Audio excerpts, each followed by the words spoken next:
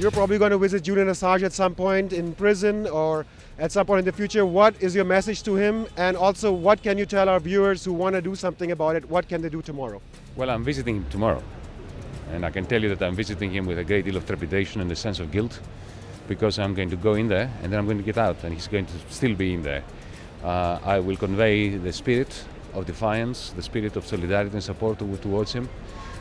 We had a demonstration, our party, our movement, DM25, Mayor25 in Athens. Now, as we speak, our members of parliament were outside the British embassy. On the 10th of March, we are releasing Euroleaks, the recordings that I made during the Eurogroups of 2015, something that Julian and I have planned a long time ago. So the struggle to give people their voice and their right to know continues.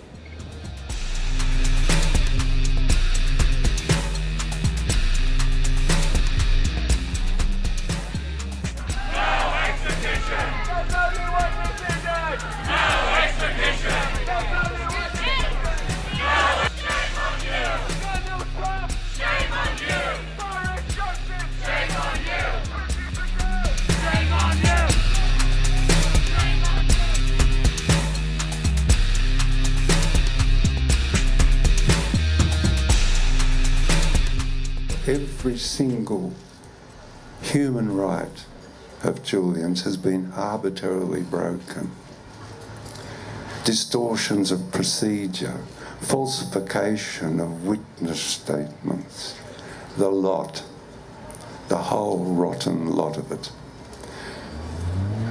We believe that your presence, the presence of the observers, and your strength of will buoy us up to make it plain to the Crown Prosecuting Service that extradition best be dropped now. Thank you very much. The US wants to rule a totalitarian world. Right now, the government of America, for the government of America, people are the enemy. Free Assange, rock and roll. You work for Al Jazeera. Why are you here to support Julian Assange? Because usually they say journalists have to be objective and should not take an opinion. Why is this matter of great importance to you? You know, it's funny because I've been covering demonstrations for 40 years. I've been in the business that long. Today is the first demonstration I actually felt a part of. And I felt a little bit uncomfortable about that. Because as you mentioned, journalists are supposed to be objective. But this story is essentially about journalism. It's a field I care about. And I did 25 years of work in journalism, just on journalism, and now I cover journalism. And I don't believe there is a more important story, a bigger threat to journalism on the planet today than the Julian Assange case. And when the lackeys of the American empire come to take him, to destroy him, and hang him in the hedge as a warning to frighten future journalists, we will look them in the eye and steadfast, with one voice, we will intone, "Over our dead bodies!" You know, his conditions of confinement have changed. He spends about 20 hours a day instead of 22 hours a day. His conditions have changed. He's now with 40 other prisoners. So it's important for human beings to be able to speak to each other. Okay. But his health hasn't changed. His, the United Nations Rapporteur on Torture report is accurate, and there's an offer being considered by the Canton of Geneva in Switzerland to extend a humanitarian visa to Julian, because they have specialists in the hospital in Geneva who specialize in treating victims of torture, of psychological torture. So that's how it actually is.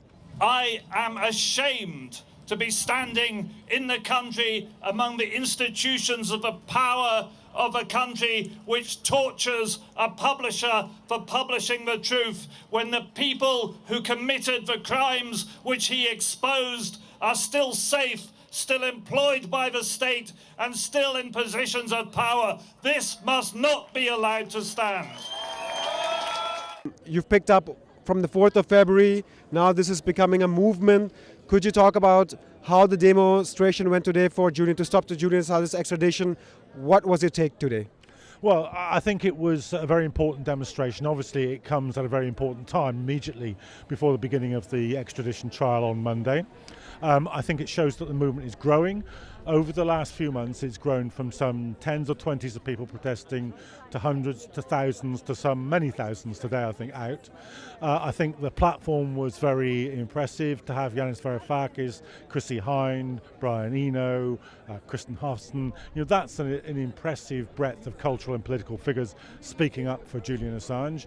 And I think it's at a time when it's also beginning to become more mainstream in the Labour movement. We've seen very important interventions from Jeremy Corbyn in the House of Commons. We've seen John McDonnell become the first UK MP to visit Julian. So I would say this is a campaign which is now very definitely got the government under siege over this issue. People usually will ask, yeah, do something, but what should I do? What could you just list some concrete steps that people could start? Let's start with the easiest thing that people could do and go down all the list just briefly. Okay, if you weren't here today, there are going to be many social media posts of the speeches and the demonstration itself. Get sharing those. Share the link to the campaign, to the DEA campaign, the Don't Extradite Assange campaign. Donate money. We always need money. Indeed, the legal team need money. So any campaign, any movement, but definitely this one needs money. Give us some money. Turn out at Belmarsh on Monday or any day next week when the trial's going on. Keep an eye out for the material, the posters, the leaflets, the briefings that we're producing, and spread them around your friends on social media, your family, your workmates, your trade unionists, people you know in your church or your mosque. There's no end of things that can be done. Thank you, John, for your time. You're very welcome.